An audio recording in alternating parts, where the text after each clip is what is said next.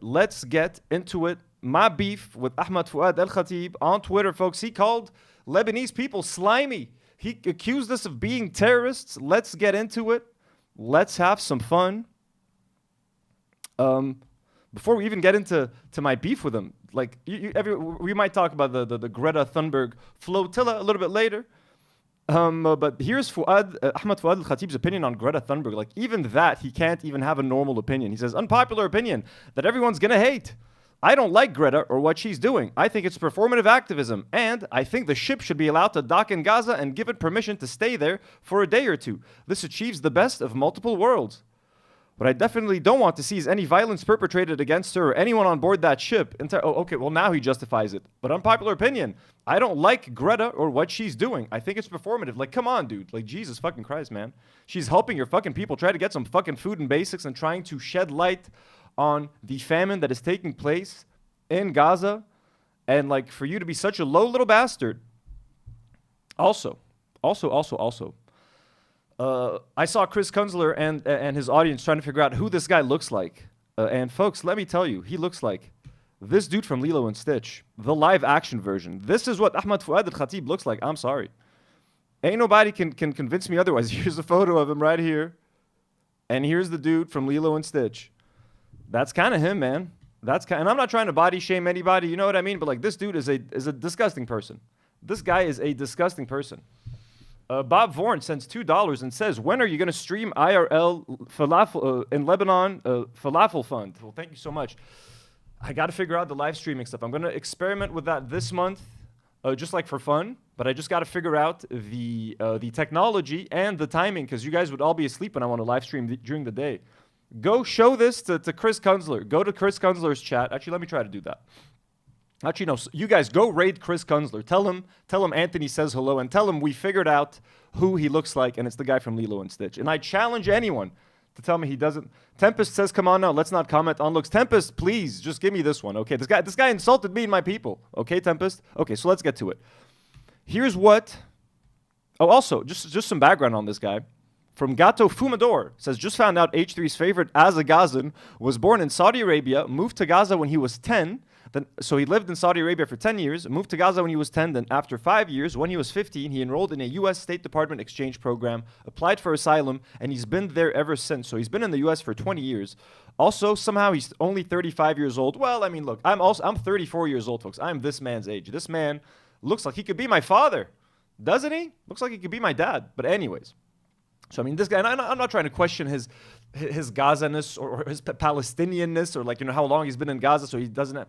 He has every right to complain, you know what I mean? And he's a Palestinian, and he has family in Gaza. He's lost family in Gaza. Ala rasna. Okay, Ustaz Ahmad, I will always acknowledge that. Wallah irham, your family that has passed away. But you said some slimy-ass shit, motherfucker. And let's get to that shit. So he works for the Atlantic Council, which is like funded by the U.S. government, and it's like pro-Israel, all that sort of shit. Bad and Panad has made some great videos on the topic. We don't need to go over it here. You guys know who this man is. He is. Chris Kunzler's stream got banned for policy violations? What, right now? How? Oh, Jesus, yeah. I'm sure he'll figure it out. Chris will get it. Chris Kunzler, we're doing this in your honor, my man. So anyways, a couple of days ago, he tweets this long-ass tweet. And we're going to read the whole thing. Let's give him the benefit of le doute. Hassan Piker continues to act in the most despicable manner possible, sending thousands of his online jihadi-style followers to attack me, my colleagues, and friends in pursuit of clicks and relevance. This Turkish-American influencer represents the worst of the pro-Palestine, he says pro-Palestine, industrial complex and narrative. Listen to what he's saying and alleging about me.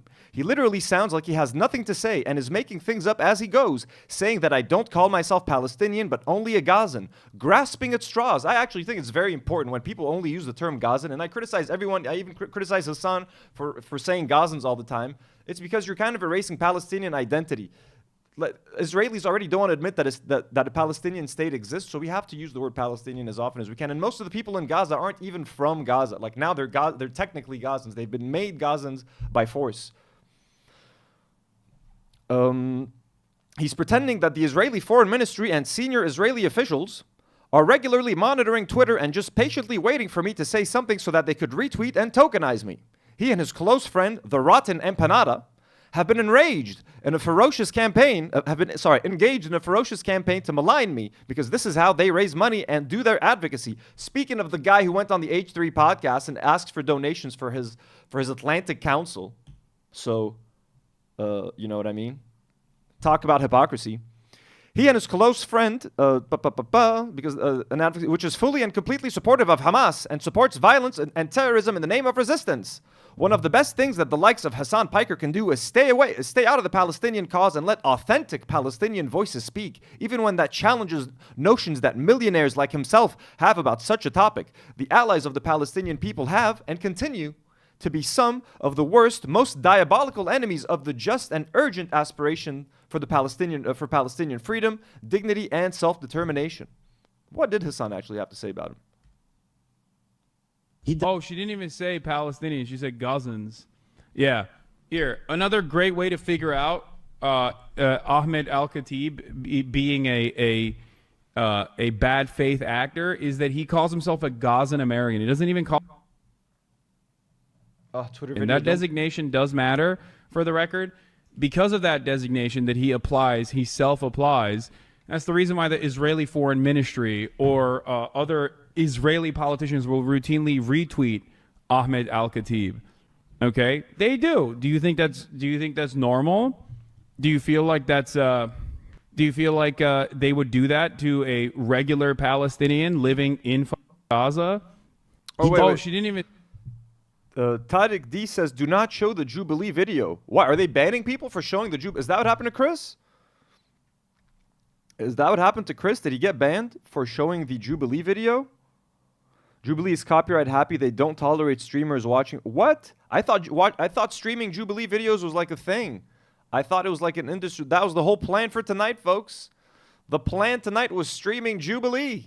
Oh no, that fucking sucks. Oh, that blows, bro. So their copyright. So they're taking down streams. Get Chris on the stream. Oh man, that fucking sucks, yo. What are we gonna do?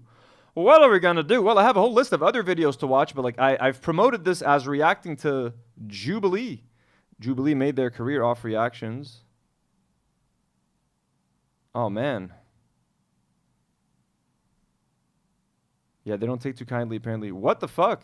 Okay, folks, we're live. We're doing this live. We're going to have to figure out a plan B. Okay, apparently we cannot. I'm sorry. Noor, we have to change the thumbnail. If you're here, Noor, we got to try to figure something out. I have a whole list of videos. Let's continue with the beef between me and this guy, okay? And then we'll figure out a plan B for the Jubilee video. Apparently we can't watch the Jubilee video, guys. That fucking sucks. So then... So that's his tweet, okay? His original tweet about the pro-Palestinian voices like Hassan and Bana Panada, etc. I reply by saying, you're a slimy traitor to your own people, and that's coming from an Arab. So I try to be like, you know what? He's not giving Hassan any credibility because he's Turkish. He's not giving Bana Panada any credibility because he thinks he's just insane. So I'm like, hey, dude, I'm an Arab fucking dude. I think you're a slimy traitor to your own people and a sellout. So he doesn't take too kindly to that, and his response is the most racist fucking shit you can imagine, folks.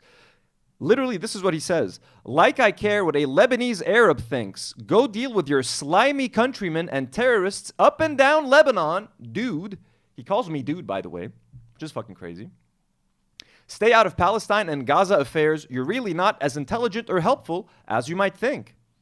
Again, like I care what a Lebanese Arab thinks. Go deal with your slimy countrymen. So he called my countrymen, folks. Lebanese people, which, hey, we're not all perfect. Some of us are slimy. But go deal, like, to make it, for a Palestinian man to make this, like, generalization about Lebanese people, you know what I mean? Go deal with your slimy countrymen and terrorists up and down Lebanon. By saying terrorists up and down Lebanon, by the way, he's basically justifying Israel bombing Lebanon. He's basically justifying their bombing campaigns in Dahya in the south, anywhere they want in Lebanon by saying, oh, Lebanon is filled with terrorists up and down. You know what I mean? You guys deserve to be bombed. That is exactly what's going to happen. Nood is here. Nood is already working on that thumbnail, folks. Nood is already working on that thumbnail. But I don't know what we're talking about, Nood. But, yeah, so fucking Jubilee. God damn it. I had a whole... I had a whole like list of like I guess, are they better on Twitch? Is it better to do that sort of thing on Twitch? But I'm not on Twitch. So anyways, I quote tweet this nasty ass fucking tweet. I did it twice. I quote tweeted him twice, folks. The first time I said, Lebanon and Yemen are the only Arab countries who stood up for Palestine, you slimy little Zionist piece of filth. How's that Israeli money treating you? So I thought that was a pretty good one. Now, Jubilee has some clips on Twitter. You think I can watch those, or are those also kind of fucked up? I think those are probably also fucked. Jubilee will probably take me down for those. So I say, Lebanon and Yemen are the only Arab countries who stood up for Palestine, you slimy little Zionist piece of filth. How's that Israeli money treating you? And then I slam him with another one. According to H3's favorite new token Arab, Ahmed Fouad Alkhatib, Lebanese people are slimy with terrorists up and down Lebanon. Sounds like language that justifies genocides and violent bombing campaigns. Shame on you, ya khara. And as I've taught all of you, khara means shit. So I'm basically calling him a piece of shit. And he's using language that justifies a genocide and, intense, fucked up, criminal bombing campaigns in Lebanon where they use bunker busters to take out civilian buildings. Then he writes this long-ass response. He quote tweets himself.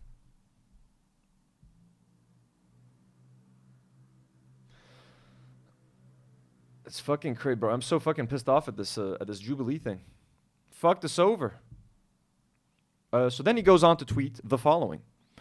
He quote tweets himself, his Lebanese response, and says, the racist leftists and pro-Palestine maniacs who regularly call me a house N-word and Dune coon, I'm sorry for saying that, and engage in far more sinister, dude, that's so fucked up, but there's something funny about Dune coon. And look, as an Arab, I'm allowed to say Dune coon, I guess.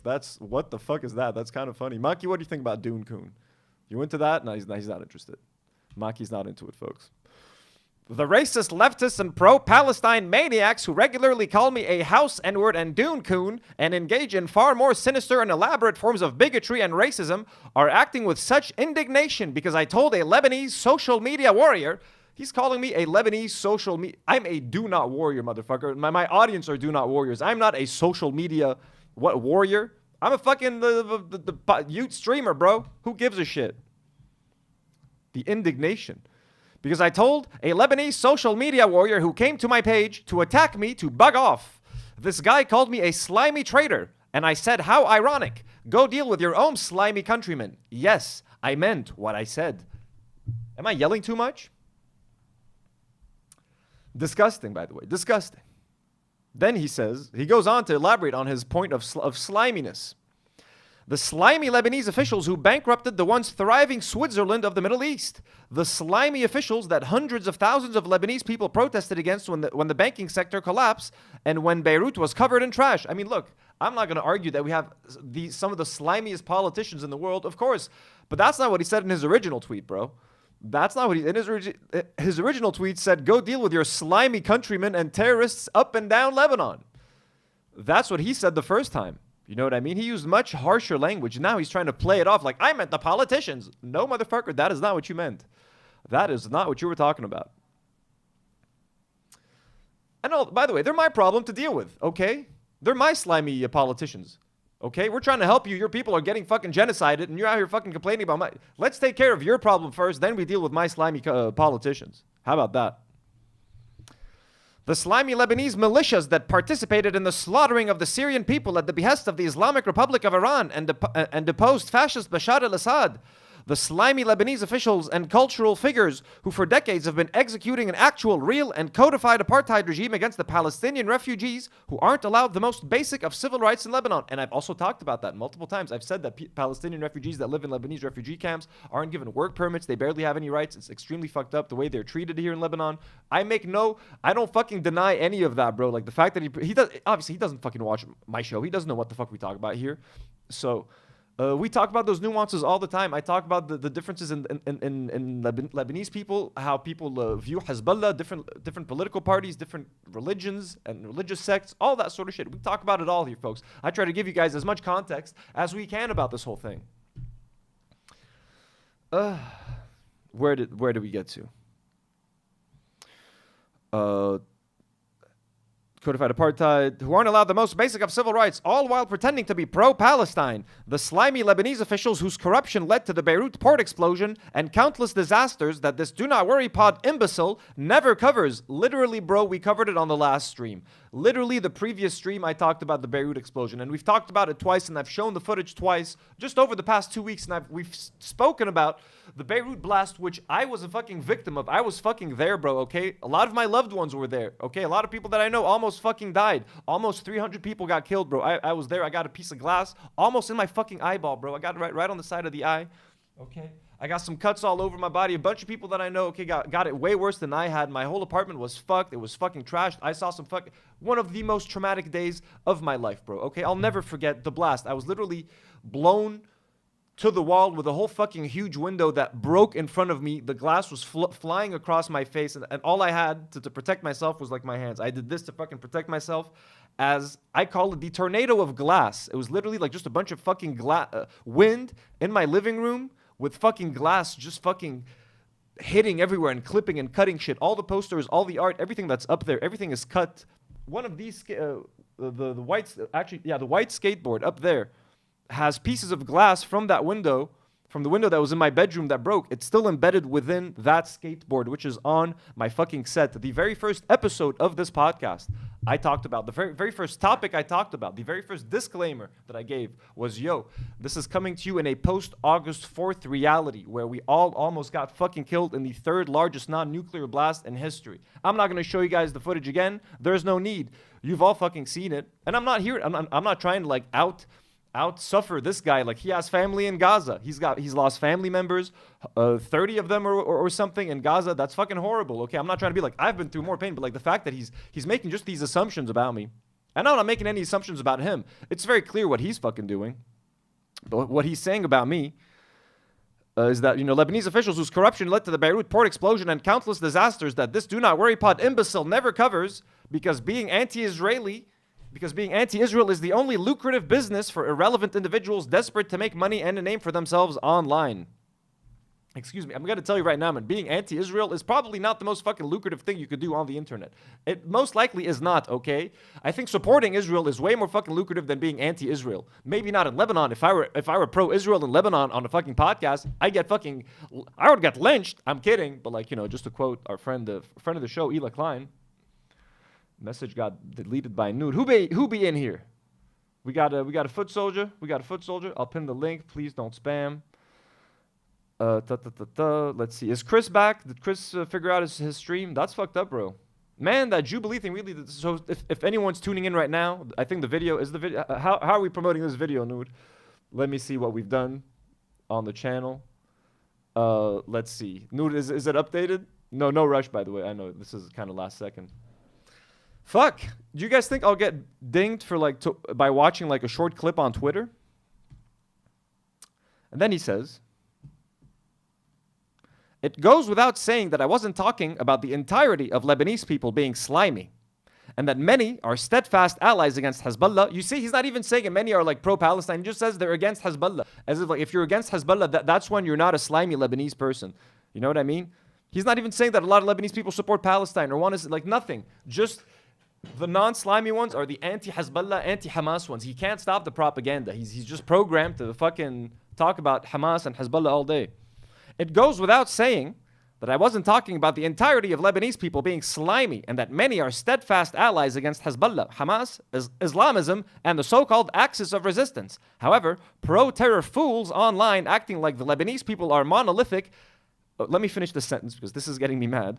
Are monolithic and don't have serious internal divisions and problems with slimy characters, are misinformed, ignorant, and have no business commenting on anything. How many times have I been on this fucking... Have I looked into this camera, looked into your eyes, looked into your souls, and told you that Lebanon is not monolithic? That is the one thing I talked about when I was on Bat Hasbara. That's the one thing I tried to make clear to everybody. Like, Lebanon is so divided on this fucking issue. We talk about it all. That's the one thing I'm qualified to talk about, is how Lebanese people see Hezbollah, see the resistance. Okay, Lebanon is split. I told you guys there are right-wing extremists, Christian extremists in Lebanon that like support Israel and that want Israel to fucking take down Hezbollah, and they don't think Israel did enough to take out Hezbollah. Like, you know what I mean? They were celebrating the pager attacks.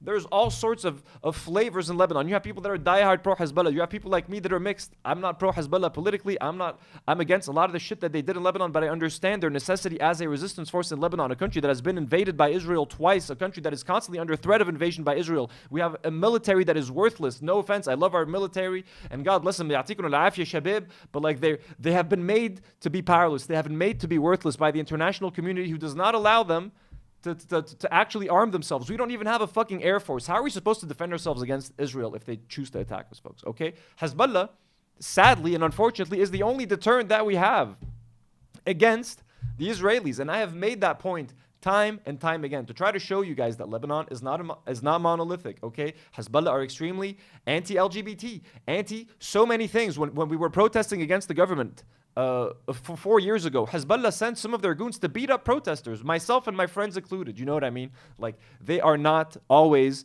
good for what is best for the country. And I can't count how many times I fucking said that. And again, why would this guy know? But it's just fucking annoying for him to say that as if he knows anything about me. Remember, being anti-Israel is an industrial complex that attracts the scummiest of characters in the Middle East and worldwide. Also remember, some leftists and pro-Palestine online voices are some of the most racist people you'll ever encounter. What a piece of shit, bro. I'm so mad we can't watch that Jubilee video.